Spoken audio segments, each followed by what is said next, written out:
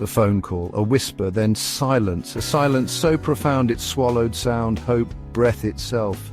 His son gone, the words, sharp shards of glass tore through his heart. He fell to his knees. No tears came, only a gaping void where his son's laughter once danced. His wife, her face, a mask of anguish, mirrored his own. They clung to each other, two souls adrift in a sea of unbearable grief.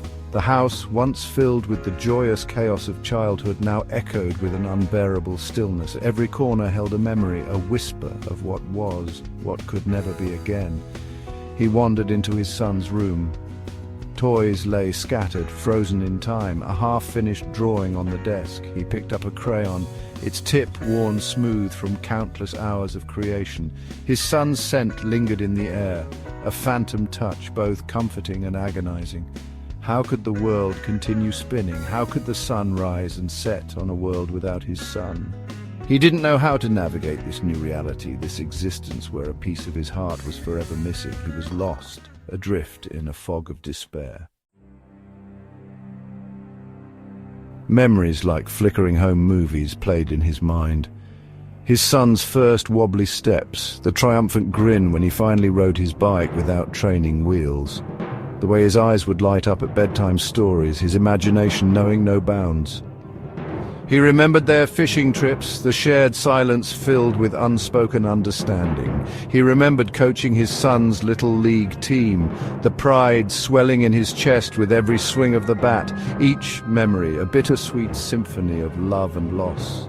He could almost hear his son's laughter, see the mischievous glint in his eyes. He could almost feel the warmth of his small hand tucked into his own. But these were ghosts of joy, haunting the ruins of his heart. He clung to these memories, desperate to keep his son alive in the tapestry of his mind. But each recollection brought a fresh wave of pain, a reminder of the future stolen, the dreams left unfulfilled.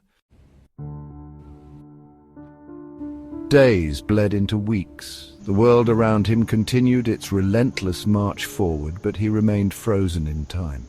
The vibrant hues of life seemed muted, the world cloaked in a perpetual grayness. Even the sun seemed to have lost its warmth. He went through the motions of living, work, meals, sleep, but everything felt hollow, meaningless without his son to share it with. People offered condolences, their words like raindrops on a stone, unable to penetrate the depths of his despair. He found solace in solitude.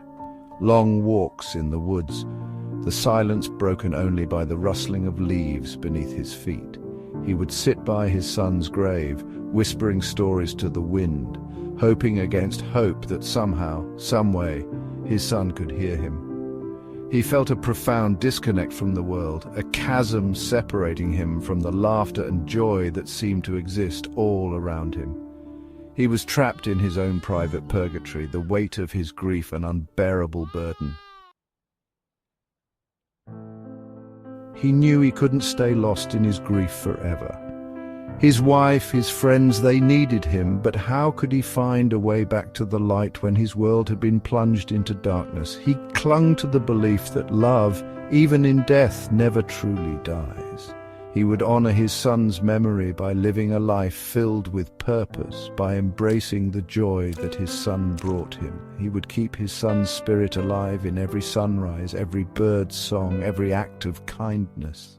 He knew the pain would never truly disappear, but he would learn to carry it, to let it shape him into a man worthy of the love he had been given and the immeasurable loss he had endured. His son might be gone, but his love, like the eternal embers of a dying fire, would continue to warm him from within.